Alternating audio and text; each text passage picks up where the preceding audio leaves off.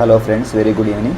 So ఈరోజు ఒక important topic మాట్లాడదాము. సో చాలామంది అడుగుతుంటారు మదర్స్, ఫీవర్ గురించి తీసుకోవాల్సిన జాగ్రత్తలు చెప్పండి సార్ అని.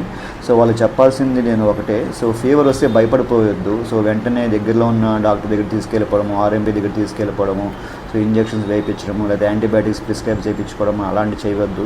సో ఫీవర్ వస్తే లెట్ ఇట్ వెయిట్ చేయండి, బాడీ ఎలా రెస్పాండ్ అవుతుంది దాన్ని బట్టి. అంటే బేబీ ఒకటి ఫీవర్ వచ్చింది అంటే ఫస్ట్ మీరు చెక్ చేయండి, లైక్ థర్మామీటర్తో చెక్ చేయండి. మోర్ దెన్ 99.5 100 అలా వస్తుంది అంటే then there is a fever. అలా కాకుండా మనం జస్ట్ ఆ పామ్తో చెక్ చేసామంటే అది మనకి అంత యాక్యురేట్గా ఇవ్వదు.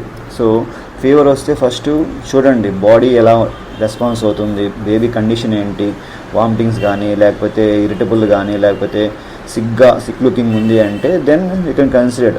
సో అలా కాకుండా ఫీవర్ హిస్టరీతో పాటు సీరియస్ ఏదైనా ఉంది అంటే అప్పుడు కన్సర్న్, అంటే ఫీవర్ ఆ టైంలో ఇంపార్టెంట్.